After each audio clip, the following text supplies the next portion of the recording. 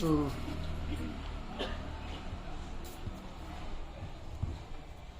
आज 2073 का प्रथम दिवस है और कब तक रहेगा?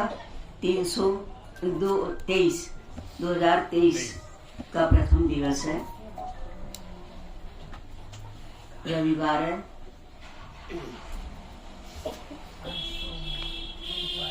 तीन 365 दिन का साल होता है लगभग। एक दिन में 365 दिन और रात आएंगे। तो हम प्रभु से निवेदन करते हैं कि प्रभु अब तक जैसी बीती जैसे वर्ष बढ़ रहा 22 से 23 की ओर बढ़ गया, ऐसे 22 कम माना जाता है और 23 उससे बड़ा माना जाता है। तो इसी तरह से हम सबका जीवन 23 की ओर बढ़े। तन की निरोगता के हिसाब से भी, धन की वृद्धि के हिसाब से भी, चरित्र के हिसाब से भी, मान सम्मान के हिसाब से भी, जो संसारिक उन्नति के लिए साधन होते हैं वो सब आप लोगों की वृद्धि को प्राप्त हो, ऐसा श्री माँ जी से, बाबा हनुमान जी से, प्रभु जी से प्रार्थना है।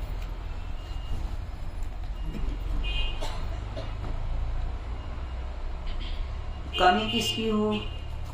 बुरे दोषों की, गलतियों की, स्वभाव की। स्वभाव में जो कमी है वो खत्म हो जाए, कम हो जाए, खत्म हो जाए। जैसे 22 साल खत्म हो गया, इसी तरह से हम सबके जीवन में जो मल विक्षेप आवरण दोष है, मल विक्षेप आवरण, मल होता है, मल कहते हैं काम, क्रोध, लोभ, मोह, ईर्ष्या, अभिमान, घमंड। ये क्या होते हैं? मल है। ये हमें आगे नहीं बढ़ने देते हैं, पीछे घसीट देते हैं।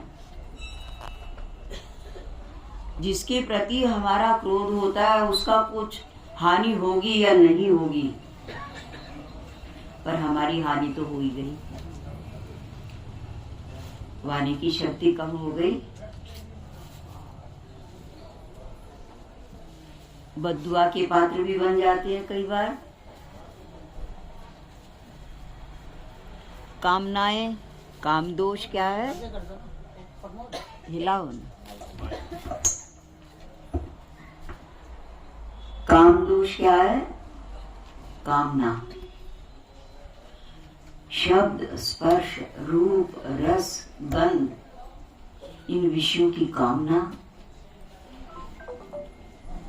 और वो कामनाएं जब पूरी नहीं होती तो क्रोध आता है, कलेश होता है, या वो कामनाएं ही हमें पथ भ्रष्ट कर देती हैं, कुकर्म की ओर प्रवृत्त कर देती हैं। कामनाएं, ज्यादातर कामनाएं किस तरह की होती है? असन, वसन और वतन की। असन, वसन और वतन की। असन मैंने खाना, वसन मैंने वस्त्र और वतन मैंने स्थान। जैसे लोग कहीं कहीं जाते हैं, मस्ती मेला करके आते हैं, तो हमारे पास पैसा हो तो हम भी जाएं। पैदल चलने वाला साइकिल की इच्छा रखता है, साइकिल वाला स्कूटर की इच्छा रखता है, स्कूटर वाला गाड़ी की इच्छा रखता है कि चाहे छोटी ही गाड़ी हो, स्कूटर पर भीग जाते हैं जब कहीं कहीं जाना होता है, तो प्रभु चाहे छोटी गाड़ी ही दे दे। स्कूटर वाला बड़ी गाड़ी की इच्छा करता है, छोटी गाड़ी वाला बड़ी गाड़ी की इच्छा करता है। बड़ी गाड़ी वाला सोचता है जहाज से जाएं, कौन 2-2 6-6 घंटे तक परेशान हो। जहाज की इच्छा करता है, जहाज वाला हेलीकॉप्टर की इच्छा करता है। ये क्या है? कामना। कामना की पूर्ति ये एक ऐसी तृष्णा न जीर्णा वयमेव जीर्णा, तृष्णा न जीर्णा। तृष्णा खत्म नहीं होती, खत्म करनी पड़ती है। तृष्णा न जीर्णा वयमेव जीर्णा। तृष्णा की चंगुल में जो फंस गया वो शरीर जीर्ण हो जाता है, परंतु कामना की पूर्ति फिर अधूरी की अधूरी रह जाती है, नहीं हो पाती है। इसी तरह से वस्त्रों की है। कितने ही वस्त्र, बारी नहीं आ रही है, ड्रेस बदलने की बारी नहीं आ रही, फिर भी लगे हैं, फिर भी लगे हैं वस्त्रों को ढूंढने में। नए से नया डिजाइन, नए से, और तो सब है, ये डिजाइन हमारे पास नहीं है।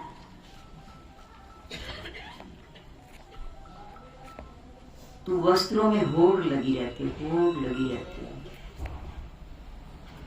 होड़ लगी रहती है। असन वसन वतन। असन मैंने भोजन।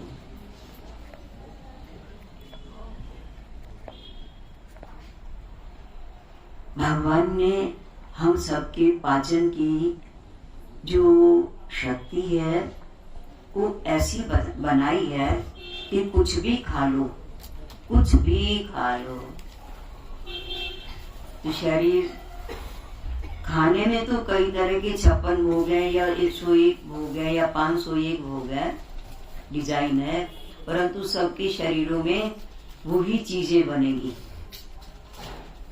हड्डी, मांस, त्वचा, रक्त और उनसे बनने वाले अंग। अंग बनेंगे, प्रत्यंग बनेंगे, वो भी सबके। बहुत खाने वालों की 2 की बजाय 4 आंख नहीं हो जाती। बहुत तरह का बढ़िया खाने वालों की 4 आंख नहीं हो जाती, वही 2 आंख है। चमड़ी का रंग महीन हो, काला होगा या सांवला होगा या गोरा होगा, इससे और तो बढ़ के कोई यहूरा हो जाएगा। सूर्यमुखी जिसको कह देते हैं, यही कुछ होगा ना। सब अन्न खाने वालों से पूछ लो, सब अन्न खाने वाले, कम से कम क्वालिटी का खाने वालों का भी और अधिक से अधिक क्वालिटी के खाने वालों का भी। श्री महाराज ने बताया कि हम लोग जो ज्यादा पकवान वगैरह खाते हैं, डिजाइन की चीजें खाते हैं, उनमें इतना बल नहीं होता, उनके अंग इतने मजबूत नहीं होते जो बिना दूध की चाय पीने वालों के, और दाल में दाल नहीं होती ऐसा खाने वालों के शरीर में ताकत होती है। वो उसका उदाहरण है कि लेबर आप लोगों से ज्यादा सामान उठा लेती है, और आप लोग थोड़ा सा कुछ उठाना पड़ जाए, कमर में चनक आ गई, गर्दन में चमक आ गई, चनक आ गई, चमक नहीं है ना। हाँ जी, कभी लेबर ने कहा हमारी चनक आ गई।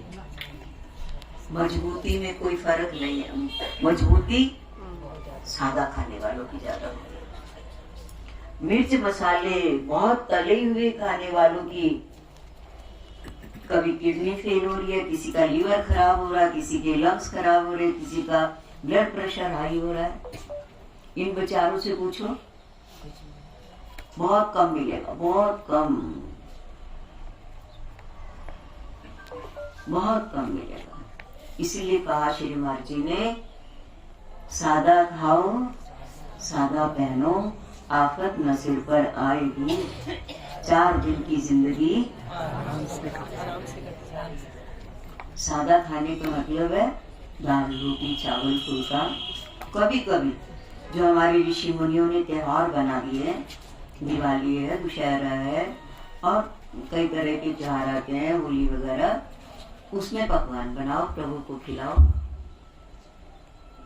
प्रभु को खिलाओगे तो आपको वही प्रसाद मिलेगा ही मिलेगा। बल्कि इच्छा न रखो, है ना, फिर गलत करने का भाव नहीं बन पाएगा। बेईमानी, चोरी छपा करने का दोष जीवन में नहीं आ पाएगा। ये सब क्या है? मल दोष,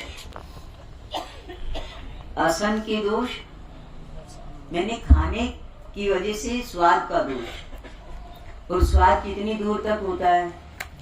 बनाने में तो कई घंटों लग जाएंगे, और हाथ में हौसला हो गया, खीर बन रही है, पकोड़े बन रहे हैं, कचौरी बन रही है, जलेबी बन रही है, हौसला, स्वाद नहीं आ रहा, हाथ तक भी स्वाद नहीं आएगा। और कुटाई पिटाई खूब करनी पड़ेगी, और स्वाद कब आएगा? पेट में जाने के बाद आएगा क्या स्वाद? जीभ, और जीभ में कितनी देर तक घुमाते रहोगे? मुंह थक जाएगा घुमाते घुमाते। पेट में जाने के बाद स्वाद नहीं, और हाथ तक भी कोई स्वाद नहीं। और पंगा कितना लेना पड़ता है, पैसे भी ज्यादा खर्च, जीवन का समय भी उनको तैयार करने में खर्च, और फिर शरीर खराब होने का भी खतरा। कभी डॉक्टर ने, किसी ने भी, किसी भी पेशेंट को, किसी भी बीमारी वाले को ये नहीं कहा होगा कि दाल, मूंग की दाल से कुलकर न खाना, किसी को भी नहीं कहा होगा। सूप पीने को किसी ने भी मना नहीं किया होगा। हम डंडे खा के क्यों गलत काम करके फिर क्यों दवाइयां खाएं और परेशान हो, घर वालों को भी परेशान करें, और अपना भजन भी छूट जाता है। जो अपनी दिनचर्या होती है प्रभु स्मरण की, तो असन वसन वतन, जब मालूम है कि थोड़ी सी जगह में ही सोना होता है, 6-7 फुट से ज्यादा तो किसी का भी कद नहीं होता, और जो नींद अपने कमरे में आती है वो जगह बदल बदल के नहीं आती। तो इसलिए कितने भी कमरे हों, जितने शुभ कमाई से, पुरुषार्थ से, प्रारब्ध से जो मिले, उसी में अपना आनंद लो। हम भजन करने के लिए आए हैं, राह बदल गई, मुसाफिर हैं हम, प्रभु का अंश हैं हम, भगवान का अंश हैं। अहम आत्मा गुणाकेश, भगवान ने कहा सब आत्माएं मैं ही हूं। अथवा आत्मा शब्द एक ही आएगा, जीवात्मा। जीवात्मा जितने भी तरह के शरबत हैं, पानी तो एक ही है, स्वाद भले अलग अलग है फलों के हिसाब से, पानी एक है सबका। इसी तरह से पानी एक ही है, आत्मा एक ही है, आत्मा ही परमात्मा है, आत्मा ही परमात्मा है, जीवात्मा अनेक है। जीवात्मा कितने हैं? बोले जितने शरीर उतनी जीवात्मा है, चाहे वो किसी भी योनि में है। पर और किसी योनियों में अपने लोग बुद्धि से काम लें तो जलचर जितने भी प्राणी हैं कोई भजन नहीं कर सकता, क्योंकि भजन बिना प्रेरणा के नहीं होता। या तो भजन करने वालों को देखते हैं, नकल करते हैं, भाई हम भी करें। जैसे घर में बच्चे हैं छोटे, और बच्चों का मन होता है कि माँ मान लिया मंदिर में चली गई, माँ मंदिर में गई है, पिता मंदिर में गए हैं, हम घंटी बजा रहे हैं, आरती कर रहे हैं, हमें भी करनी है, हम भी आरती करेंगे, हम भी घंटी बजाएंगे। इस तरह के भाव किसके अंदर पैदा होते हैं? बच्चों के अंदर। देखने वालों, देखने से सुनने से, देखने से सुनने से, सत्संग के माध्यम से सुनने से, देखने से, तो क्या है कि और सब किसी योनि में किसी को भजन करते आपने नहीं देखा होगा, आरती करते नहीं देखा होगा, उन विचारों के घर ही नहीं है। जलचर, बड़े से बड़े जलचरों का भी कोई घर, और थलचर मनुष्य योनि को छोड़कर गधे, घोड़े, गाय, बछड़े जितने भी हैं, भैंस, कुत्ते, बिल्ली, घर होता है क्या इनका? कहाँ आरती करेंगे? कौन प्रेरणा देगा इनको? ना तो इनके बड़े प्रेरणा देते, उनसे प्रेरणा मिलती, और ना इनको हमारी भाषा समझ में आ पाती। नवचर जितने भी हैं, जितने तरह के पक्षी हैं, पेड़ पौधों को हमारी भाषा समझ में नहीं आएगी, और बिना प्रेरणा के कोई काम होता नहीं। देखे सुने हुए के संस्कारों से प्रेरणा मिला करती है। देखे सुनने से, देखने से या सुनने से प्रेरणा मिला करती है। अब इन विचारों को ये दृश्य देखने के मिलते ही नहीं। तो जितनी भी योनियां हैं उनको भजन का ना प्रेरणा मिलती, ना सत्संग मिलता। पेट भर जाता है तो सो जाते हैं, या मालिक के पाले हुए हैं तो उनकी ड्यूटी देने लग जाते हैं। बस एक मनुष्य को बना करके, मनुष्य को छोड़ करके बाकी 84 लाख योनियों को बना करके विधाता को संतोष नहीं हुआ था। सच्चिदानंद रूपाय जगदंकुर हेतवे तापत्रय विनाशाय श्री कृष्णाय वयम नमः। जो सच्चिदानंद परमात्मा है, जो सत है, चिद है, ज्ञान स्वरूप है, सद है, चिद है और आनंद स्वरूप है। आनंद स्वरूप है वो कौन है? परमात्मा। क्योंकि भगवान अविनाशी हैं, सत का नाश नहीं होता, और भगवान भी क्या है? अविनाशी है, चेतन है प्रभु, ज्ञान स्वरूप है। चेतन ही ज्ञान स्वरूप होता है, जड़ ज्ञान स्वरूप नहीं होता। अब मेज से, कुर्सी से पूछो, घड़ी से, घड़े से पूछो कि तुम किसके हो, तुम्हें किसने बनाया, क्या तुम्हारी धातु मटेरियल क्या है, कुछ नहीं बता सकता हूँ। और आप लोग बता दोगे तुरंत। ज्ञान, चेतन से चेतना होती है, चेतना से ज्ञान होता है। तो भगवान तो मिश्री की तरह कल बता रहे थे कि मिश्री अंदर से भी मीठी और दाएं से भी मीठी और ऊपर से भी मीठी और नीचे से भी मीठी। कोई कोना उसका कड़वा नहीं होता अगर वो कड़वे से नहीं मिली है तो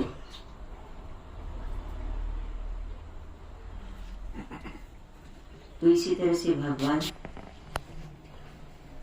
मीठे हैं, आनंद स्वरूप है, आनंद घन है, सतचित आनंद घन, सच्चिद आनंद घन स्वरूप। रूप और स्वरूप में अंतर होता है।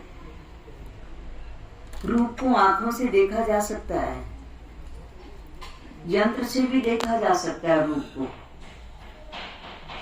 यंत्र से भी देखा जाता है, देखा जा सकता है। किसको? रूप को। परंतु स्वरूप तो ना आंखों से देखा जाता और न यंत्र के द्वारा देखा जाता। यंत्र से देखा जाता तो आंखों से तो देखा जाता ही नहीं है। कईयों के शरीर छूटने के समय कितने कितने लोग खड़े होते हैं, पता चलता है कि चेतन देव जा रहे हैं।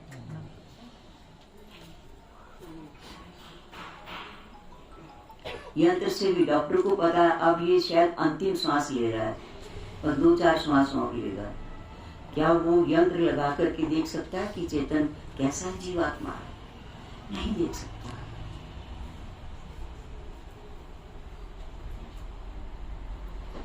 चित स्वरूप, चेतन स्वरूप परमात्मा क्या है? देखो अब आप ये भगवान यहाँ है या नहीं? भगवान है तो आप भगवान को देख रहे हो कि नहीं? सब आंखें खोल के बैठे नहीं दिखाई देते। प्रभु दिखाई किससे? चर्म चक्षुओं से। एक शर्त है, चमड़े की आंखों से हम भगवान को नहीं देख सकते। हाँ, चमड़े की आंखों से हम उसकी कलाकृति को देखते हैं तो विश्वास करते हैं ये किसी इंसान का बनाया हुआ फूल नहीं खिला है, ये परमात्मा का बनाया हुआ फूल खिला है। इसमें जो सुगंध है ये परमात्मा ने भरी है।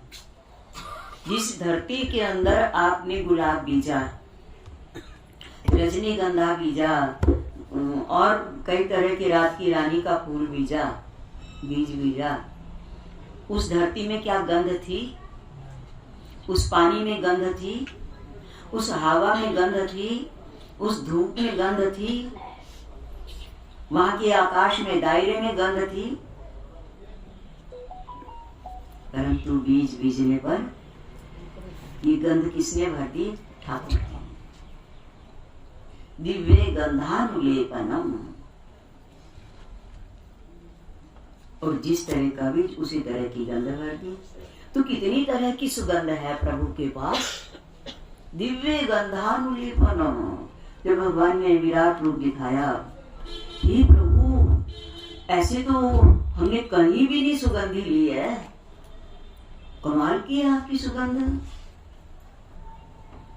और वो खत्म नहीं होती, सतयुग से चले आ रहे हैं ये सुगंधित फल फूल पौधे वगैरह। द्वापर त्रेता में भी थे, द्वापर में भी, अब कलयुग में भी है। 5000 वर्ष बीत गए और गंध खत्म नहीं हुई। आने वाली पीढ़ियां भी अगर बीज बीजेगी, ध्यान देंगे तो वो भी उसी तरह की सुगंध के। प्रभु में गलती नहीं है, भूल नहीं है। उस पौधे में भगवान है, उस बीज में भगवान है, उस डाली में भगवान है। प्रभु सत्य है और चिद मैंने ज्ञान स्वरूप है और आनंदमय है।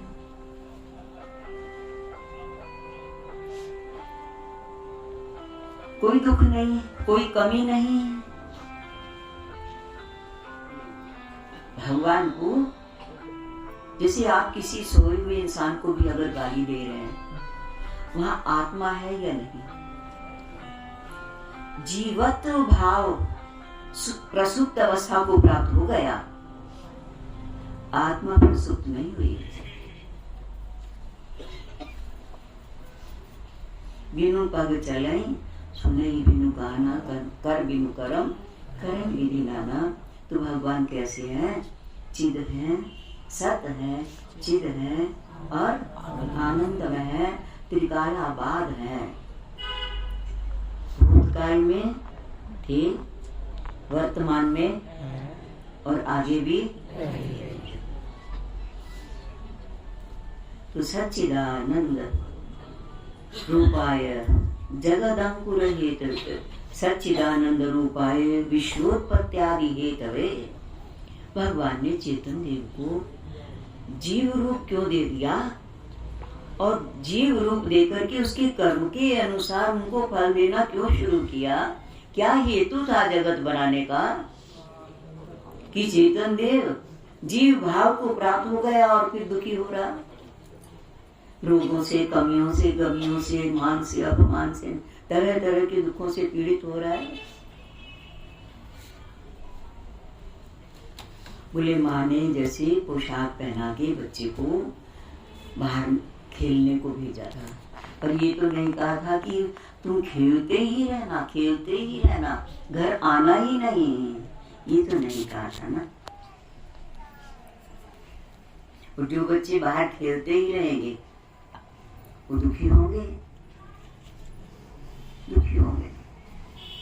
इसी तरह से जब हम संसार में खेलते ही रहेंगे, शब्द स्पर्श रूप रस गंध के खेलों को खेलते रहेंगे, कभी रजोगुण में, कभी तमोगुण में, कभी सतोगुण में, खेल करते हैं हम लोग। खेलते ही रहते, खेलते ही रहते हैं, खेलते ही रहते हैं। और अपने घर की याद, अपने घर के मालिक की याद नहीं करते तो दुखी होते हैं, दुखी होते हैं। आदि व्याधि किसी भी तरह की आत्मा में नहीं होती है। तो हमें भगवान ने संसार में क्यों भेजा था? चलो थोड़ा बाहर की भी मौज ले आओ, विषयानंद भी ले आओ, विषयानंद भी ले आओ, परंतु अपने ब्रह्मानंद को, आत्म स्वरूप को, आत्मा आनंद को, परमात्मा आनंद को न भूल जाना, अपनी शक्तियों को न भूल जाना। तुम ब्रह्म के हो, ब्रह्म कुमार हो, हम भगवान के अंश हैं। छल कपट से क्यों मांगे, गलत करने से क्यों मांगे, चीना झपटी से क्यों मांगे, चोरी जारी से क्यों मांगे? घर में कोई कमी है? भगवान की यहाँ क्या कमी है बताओ? क्या नहीं है प्रभु के पास? क्या नहीं है? सोचो जरा सा, क्या नहीं है प्रभु के पास? शब्दों में कमाल के शब्द हैं। गीता जी को देख लो, वेदों का सार गीता जी 18 मिनट के अंदर 18 अध्याय जितने भी अपने उपनिषद हैं और वेद हैं उनका सार भर दिया। सर्व उपनिषदों गाऊ दुग्धा गोपाल नंदना। अर्जुन को दुखी देखा, वो किसके आगे रोया?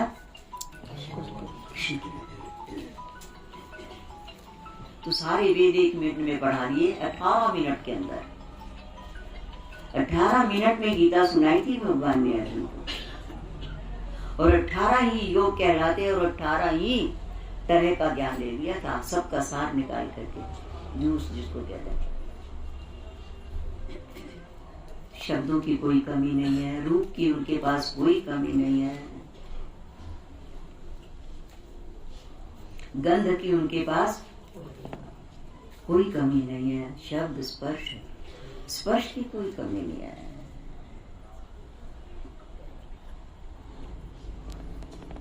लावण्य निधि, लावण्य की सागर है भगवान, सुंदरता के सागर हैं। इसलिए तो एक भजन में लोग गाते रहते हैं ना, बोली काले होकर भी दुनिया मर जा रही है, गोरे होते तो क्या होता। ठाकुर को भजन में गाते हैं ना, गोरे होते तो क्या होता। बोले बहुत सुंदर, अति सुंदर, अति सुंदर। गोपियां पागल नहीं थी, वो भी सुंदरता की दीवानी थी। गवाले सुंदरता के दीवाने थे। जानकी जी सुंदरता की दीवानी थी। बगीचे में देखा, 1 मिनट में मन फिसल गया। बोले हे प्रभु, किसी तरह से इतने जो राजा महाराजा आए हैं ये धनुष ना तोड़ पाए। औरों के साथ में नहीं जाना चाहती। जिस समय में अमृत निकला समुद्र मंथन से, तो देवताओं ने कहा हम पिएंगे, राक्षसों ने कहा हम लेंगे, क्योंकि एक तरफ से तुम बिलो रहे थे मथानी को, एक तरफ से हम बिलो रहे थे, बराबर का हक है। देवता पी लेते तो अमर हो जाते, फिर इनको कोई मार ना सकता दानवों को।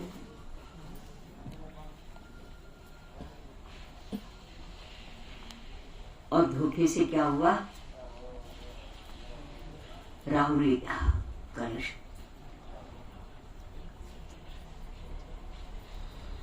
हाहाकार मच गई, हाहाकार मच गई कि अन्याय हो जाएगा और देवता खत्म हो जाएंगे तो सारी सृष्टि खत्म हो जाएगी। ठाकुर को पुकारा, मोहिनी रूप से आ गए और लेके अभी वो पी नहीं पाए थे, लेके बैठे थे। जीत गए दानव देवता हार गए हैं, हम जीत गए हैं, ले आए हैं उसे छीन के। अभी पाने की ही खुशी थी। भगवान ने जो नृत्य करना शुरू किया मोहिनी रूप धारण करके, और ऐसा पागल बना दिया। और सारे कलश भी भूल गए, अमृत पीना बांटना तो भूल ही गए, और मोहिनी को देखने लगे। मोहन ने ऐसी मोहिनी डाली सबके ऊपर, तो सब देखते कि देखते रह गए। तो उसमें से जो मुख्य थे उन्होंने कहा ऐसा है, इनसे कहते हैं ये सबको बांटेंगे, इसी बहाने सबके पास जाएंगी बांटने के लिए। और ठाकुर तो चाहते यही थे। तो भगवान और देवता सोच रहे थे कि हमें दें। भगवान ने देवताओं को इशारा किया है, तुम भी बैठ जाओ। एक तरफ देवता बैठ गए, एक तरफ राक्षस बैठ गए।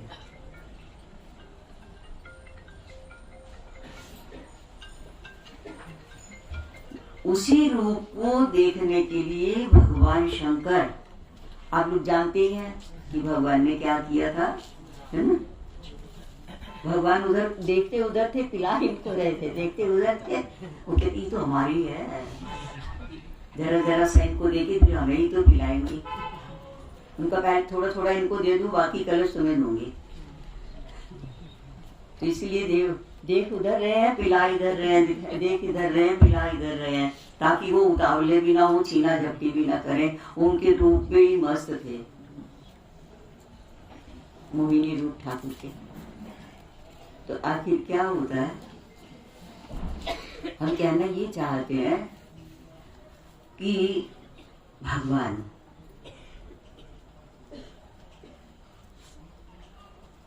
बहुत सुंदर है। सत्यम शिवम सुंदरम। शिव मैंने कल्याणकारी है।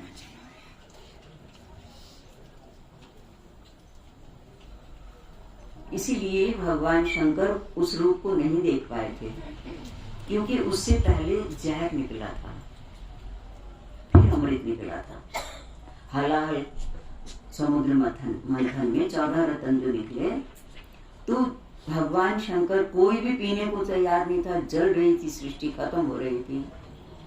तो भगवान शंकर को कहा गया, आप तो प्रलयंकारी हैं प्रभु, आप इसको बचा सकेंगे। इसलिए भगवान शंकर ने शंकर जी से प्रार्थना की गई थी। तो वो तो उसमें लग गए पीने में, और पीने का असर भी हुआ। असर ना हुआ होता तो नीलकंठ कैसे बनते प्रभु।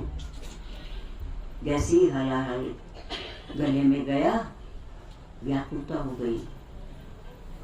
पार्वती ने देखा, और पहले ही शंकर जी ने पीने से पहले ही कह दिया था कि गौरा, इस हलाहल से अगर मेरी तबीयत खराब होने लगे तो एक बर्तन में, पात्र में जल लेके और उसके अंदर राम नाम लिख के मेरे मुख में डाल देना। नाम की शक्ति। तो जैसे मुख में गया, बाबा की स्थिति खराब होने लगी भोले शंकर की, तो माँ ने राम नाम लिख के जल में डाल दिया, और राम जी ने उसको कंठ तक ही रहने दिया, आगे जाने ही नहीं दिया फेफड़ों तक। हृदय तक जाने ही नहीं दिया। कंठ तो नीला हुआ, पर शरीर में उसका जहर का कोई असर न हो पाया। थोड़ी कमजोरी भी आ गई थी। इसीलिए मोहिनी अवतार जब प्रभु का हुआ तो बाबा दर्शन न कर पाए मोहिनी अवतार के। गौरा जी के मन में भी था कि और तो सब अवतारों को हम प्रत्यक्ष रूप से दर्शन करने जाते थे जब जब भी नारायण अवतार लेते थे, परंतु मोहिनी रूप कहते हैं देवता दानव सब पागल हो गए थे देख देख के, इतना सुंदर था। तो भोले बाबा ने एक समय एक बात कही थी कि उनके मन में एक चाह बनी रहती थी, गौरा जी के मन में भी। तो वो एक दिन क्षीर सागर के तट पर चले गए दोनों, और वहां ठाकुर का ध्यान किया, नारायण का। नारायण प्रकट हो गए। बोले प्रभु एक इच्छा है। भगवान ने कहा बोलो किस लिए आए हो, कि क्या बात है। बोले एक इच्छा है, मैंने आपके सभी अवतारों का दर्शन किया, परंतु मोहिनी रूप अवतार का दर्शन मैं नहीं कर पाया प्रभु। मेरी इच्छा है मोहिनी रूप का दर्शन करूं। तो बाबा नारायण मुस्कुरा दिए, हंस दिए, छोड़ो वो कोई दर्शन के लायक थोड़ा, वो तो मुझे बनना पड़ा मोहिनी, रहने दो इस बात को। बाबा ने, गौरा जी ने भी कहा प्रभु वो रूप दिखा दो एक बार, कैसे लगते थे आप उस समय, कैसा रूप था, क्या श्रृंगार था आपका। जब बार बार अनुग्रह किया, हाथ जोड़ के भी प्रार्थना किया भोले शंकर ने नारायण से, तो भगवान ने कहा चलो अच्छा दिखा देंगे, दिखा देंगे, और अदृश्य हो गए तथास्तु कहते। तो भगवान अदृश्य तो हो गए और वचन दे दिया था कि दिखा देंगे, और क्षीर सागर तो खत्म, दिखाई नहीं दे रहा था, अब उपवन बन गया, बगीचा, बसंत, हरियाली, फूल, सुगंध, महक, फलों से लदे वृक्ष, पहाड़, झरने। भोले शंकर ने देखा, अरे ऐसे स्थान पर आ गए, जैसे चले तो वैसा ही सब कुछ दिखाई दिया। बड़ा सुंदर उपवन, बड़े सुंदर फूल,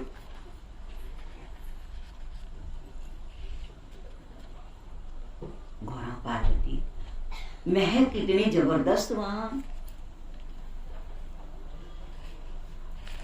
और इतनी देर में ही एक मोहिनी स्त्री के रूप में ठाकुर पत्तों की आड़ में खड़े हो गए और गेंद लेके उछालने लगे, खेलने लगे जैसे बच्चे खेलते हैं, और बहुत महीन से वस्त्र पहने हुए, बड़े सुंदर गजब के वस्त्र।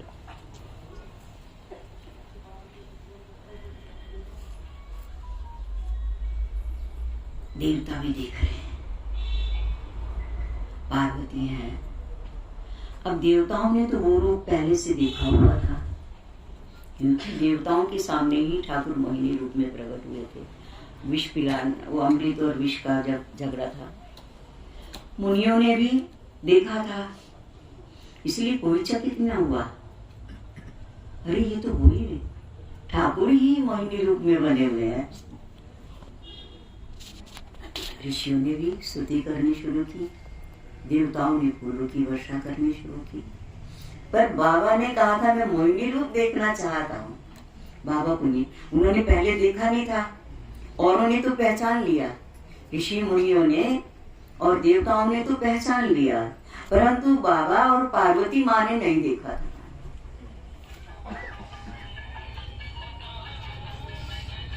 इतनी सुंदर स्त्री, इतने सुंदर आभूषण, इतना सुंदर, और इतनी किशोर अवस्था, और गेंद खेलती उछल रही है और आनंद ले रही है इस उपवन में, और कोई नहीं है, और कोई भी नहीं है। बाबा उनकी तरफ बढ़े, बोले शंकर, बढ़ते गए बढ़ते गए, और बाबा को आते देख करके मोहिनी रूप नारायण और भागने लगे, भागते गए, पकड़ में ना आई। ठाकुर को कौन पकड़ सकता है, और बाबा भागते गए। पार्वती की कोई उनको ध्यान में नहीं आया कि गौरा जी देख रही हैं। भागते गए।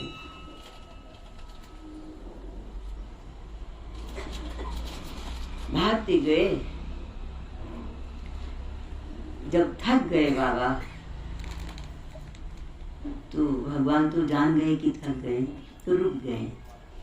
मोहिनी रूप प्रभु रुक गए और भगवान शंकर ने अपना हाथ मोहिनी की तरफ बढ़ाया।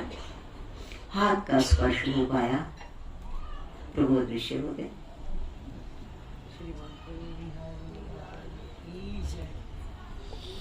परंतु होता क्या है कि उससे बाबा के अंदर उत्तेजना पैदा हो गई थी, उसके स्पर्श की, तो वीर्य स्खलित हो गया था। फिर होश आई और प्रभु तो अदृश्य हो गए मोहिनी रूप में। तो वीर्य जो आ गया बाहर, तो उसको फिर सप्त ऋषियों को बुलाया। सप्त ऋषियों ने उसको संभाल के रखा पत्ते के ऊपर। और जब अंजना मैया तप कर रही थी पुत्र की प्राप्ति के लिए, घोर तप कर रही थी, तो ऋषियों ने आकर पूछा, माँ किस लिए इतना कठोर तप कर रही हो? बोले पुत्र नहीं है, संतान नहीं है, पुत्र चाहती हूँ। तो बोले दीक्षा ले ली आपने? बोले नहीं। और सुयोग्य सुबल हर सर्वगुण संपन्न पुत्र चाहती हूँ, चाहे मुझे कितना भी कठोर से कठोर तप करना पड़े मैं करूंगी। जब ये दृढ़ निश्चय देखा अंजना जी का, तो फिर बोले फिर मंत्र दीक्षा लो। बिना मंत्र दीक्षा लिए तो मंत्र सिद्ध नहीं होगा। और शंकर जी का जप कर रही थी अंजना भैया, बोले बाबा। तो बोले सप्त ऋषियों ने जब कहा ऐसा, तो बोले शंकर जी का जप कर रही हो, पर बिना दीक्षा के शंकर जी के मंत्र का जप कर रही हो, इसीलिए मंत्र सिद्ध नहीं होगा। तो बोले शंकर जी से ले लो। चलो शंकर जी को चाहती हो तो शंकर जी से ही मंत्र ले लो। तो सप्त ऋषियों ने शंकर जी को प्रेरणा दी। अंजना ने कहा अब शंकर जी कहाँ मिलेंगे, कैलाश पर जाऊं, कहाँ जाऊं, कहाँ ढूंढूं, पहले शंकर जी को सिद्ध करूं। तो ऐसा कुछ उनके मन में भाव बना। तो बोले ऐसा है, चलो शंकर जी को नहीं भी ढूंढ पाओ तो कोई बात नहीं, कोई भी संत मिल जाए उसी से दीक्षा ले लेना। बोले ये ठीक है, रास्ता आसान है। तो बाबा भोले बाबा संत का वेश बना करके संत वेश में वहां आए और बोले कान में दीक्षा दी जाती है ना, मंत्र कोई सुन ना ले, जो सुन लेगा वो भी करेगा तो फिर तुम्हारी सारी तपस्या का फल उसको मिल जाएगा। तो बोले कान में मंत्र देंगे। और सप्त ऋषियों ने वो वीर्य रखा हुआ था पत्ते के ऊपर, कान के जरिए उनके शरीर में प्रवेश करा दिया। इसीलिए हनुमान जी को शंकर सुमन केसरी नंदन ऐसा कहा जाता है। तो महाराज जी ने कहा गलत किया आपने।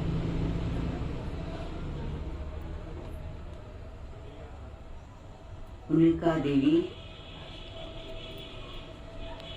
देवताओं के से जो संतान होती है उसका पातिव्रत धर्म खत्म नहीं होता, कौमारियत खत्म नहीं होता। तो बोले हमारे 10 अवतार हो चुके हैं, हम 11वां अवतार तुम्हारे ही उधर से लेंगे। इसलिए शंकर जी को वो हनुमान जी को हाँ शंकर सुवन केसरी नंदन। केसरी अंजना जी के पति हैं और शंकर जी यद्यपि व्यवहारिक दृष्टिकोण से तो केसरी के ही हिसाब से उनका जन्म हुआ, परंतु उसमें शक्ति किसकी थी? शंकर जी। आप पाठ रोज करते रहे तो शंकर सुवन केसरी नंदन तेज प्रताप महाजगवंदन, महाजगवंदन। तो हनुमान जी की अभी एक जैसे जैसा मौका लगेगा सुनाते रहेंगे थोड़ा थोड़ा, है ना, क्योंकि कईयों के मन में आता है पवन सुत, तो ये पवन के बेटे हैं, ये शंकर शंकर सुवन है या अंजनी नंदन है और केसरी नंदन है। किसके बेटे माने जाए? 3 के बेटे माने जाए क्या? ये जैसा अवसर मिलेगा बताएंगे। नहीं अभी बता दो।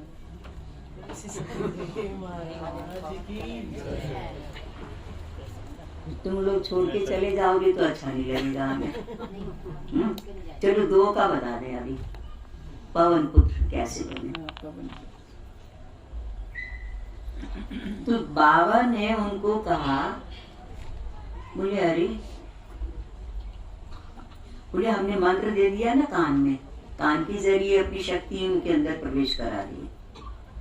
तो बोले देवी, वेंकटाचल जो पर्वत है, तृप्ति बालाजी जहाँ है वो वेंकटाचल पर्वत कहलाता है।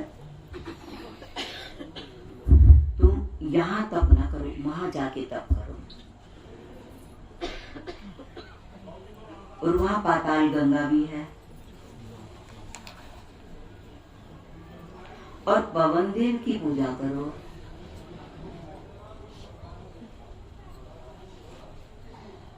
तो अंजना जी फिर वहां गई वेंकटाचल पर, क्योंकि पुत्र की कामना थी, जबरदस्त कामना थी।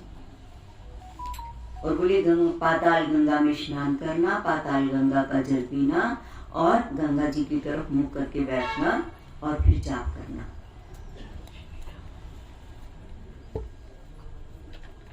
और बोले पवन देव का जाप दे दिया उन्होंने, अपना ना दिया, पवन देव का मंत्र दे दिया था। तो फिर जब उनका तपस्या पूरी हो गई तो भगवान ने पवन देव ने प्रकट होकर के उनको आशीर्वाद दिया कि हम ही तुम्हारे पुत्र बनकर आएंगे, हमारा ही अंश एक रूप से पुत्र रूप में आएगा। इसलिए पवन पुत्र कहलाते हैं। गुरु सच्चिदानंद भगवान की जय। और केसरी नंदन तो है ही। जब बोले अब आपकी तपस्या पूर्ण हो गई, अब आप घर जाओ, राजमहलों में रहो अपने, और वहां जाकर के साधना करो। कुछ समय बाद अंजना जी गर्भवती हुई और फिर हनुमान जी प्रकट हुए। कांधे मूंज जनेऊ साजे, किस रूप में प्रकट हुए थे? बालक के रूप में हुए। अब कथा में से कथा बढ़ती जा रही है, थोड़ी बताओ। अंजना जी एक पुंजिकल स्थल ऐसा कुछ अप्सरा थी, एक इंद्र की बड़ी सुंदर अप्सरा थी। अप्सराएं प्राय आ जाती हैं धरती पर भी। तो ऋषि कोई तप कर रहे थे, तो उनके दाएं बाएं ही नाचना गाना शुरू कर दिया। अप्सराओं का काम यही होता है। तो ऋषि के भजन में विघन पड़ रहा था। उन्होंने इशारा भी किया कि तुम चले जाओ, चले यहाँ से हट जाओ, दूर कहीं जाके उछल कूद करो। मानी नहीं। जब नहीं मानी तो उन्होंने श्राप दे दिया कि क्या बंदरी की तरह उछल कूद कर रही हो, क्या समझते हो तुम अपने आप? हमारे वजन हमें विचलित करने के लिए आए हो, बंदरी हो जा।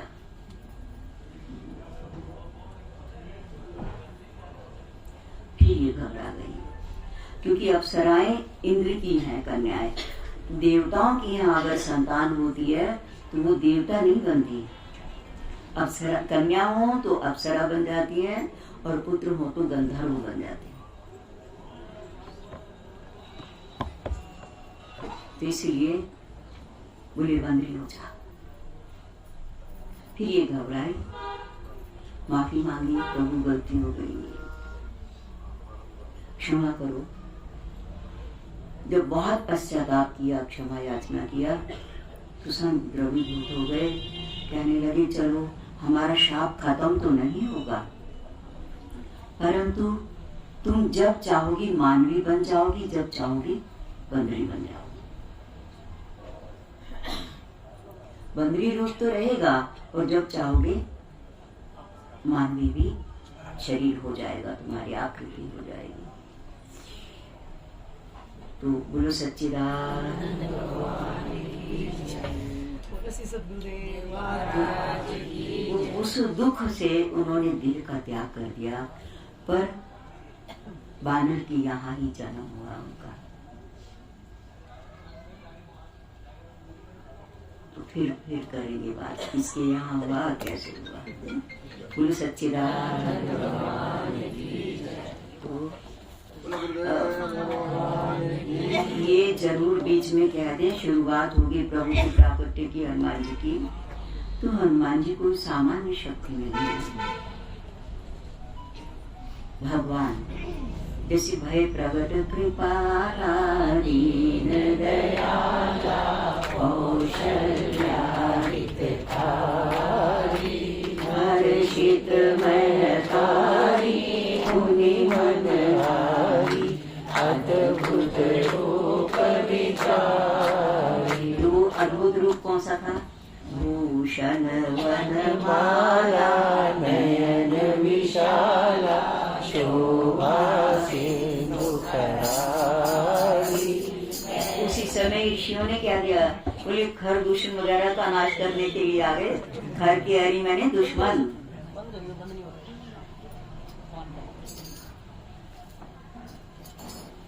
खरारी बोले भूषण वनमाला नयन विशाला शोभा सिंधु खरारी, शंख चक्र गदा पदम इत्यादि धारण करके आरती पूरी गाय तो उसमें आ ही जाता है। तो माँ ने कहा था बेटा, बोले उनको ये ना पता चला ये संतान के रूप में आए हैं। प्रभु को बताना, प्रभु तो स्तुति गाने लगे। बोले मैया स्तुति सुनाती रहेगी? बोले मैया, मैं मैया हूँ आपकी?